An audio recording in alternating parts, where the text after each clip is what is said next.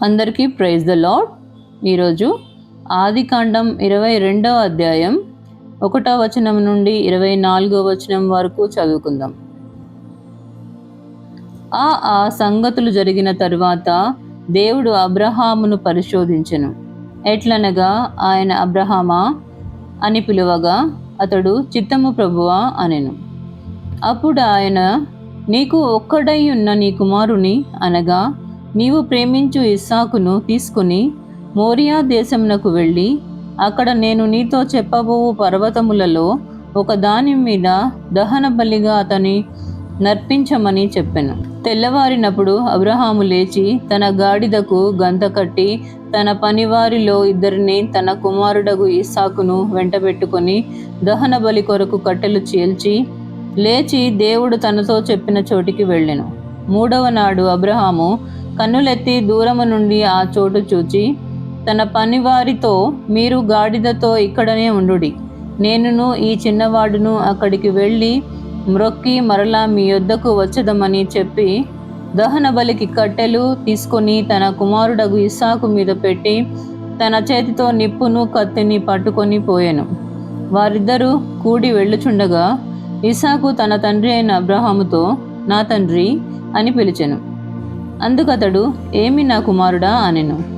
అప్పుడు అతడు, నిప్పులు కట్టెలు ఉన్నవి గాని దహన బలికి గొర్రెపిల్ల ఏది అని అడుగగా అబ్రహాము, నా కుమారుడా, దేవుడే దహన బలికి గొర్రె పిల్లను చూచుకొనునని చెప్పాను.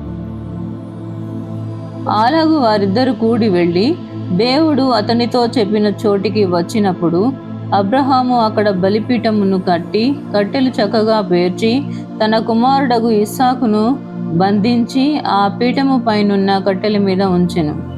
అప్పుడు అబ్రహాము తన కుమారుని వధించుటకు తన చేయి చాపి కత్తి పట్టుకొనగా యెహోవా దూత పరలోకము నుండి అబ్రహామా అబ్రహామా అని అతన్ని పిలిచెను.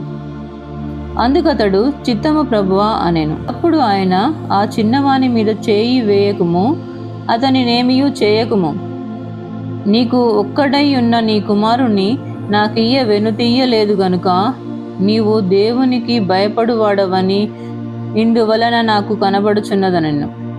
అప్పుడు అబ్రహాము కనులెత్తి చూడగా పొదలో కొమ్ములు తగులుకొని ఉన్న ఒక పొటేలు వెనుక తట్టున కనబడెను. అబ్రహాము వెళ్ళి ఆ పొటేలును పట్టుకొని తన కుమారునికి మారుగా పెట్టి దహన బలిగా అర్పించెను. అబ్రహాము ఆ చోటికి యెహోవా ఈరే అను పేరు పెట్టెను. అందుచేత యెహోవా పర్వతము మీద చూచుకొనును అని నేటి వరకు చెప్పబడును.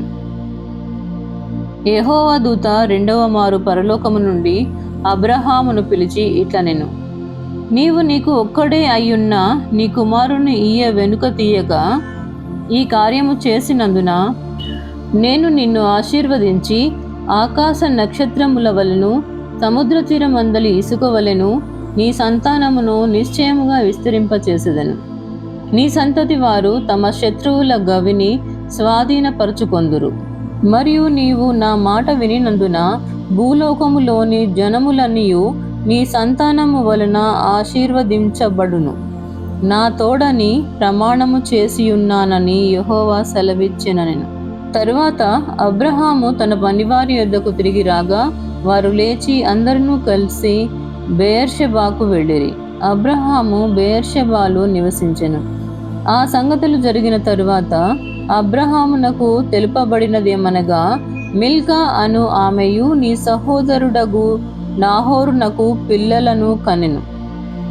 వారు ఎవరనగా, అతని జ్యేష్ఠ కుమారుడైన ఊజు, ఇతని తమ్ముడైన బూజు, ఆరాము తండ్రి అయిన కెమూయేలు, కేసెదు, హజో, షిల్దాషు, ఇల్దాపు, బెతూయేలు. బెతూయేలు రిబ్కాను కనెను.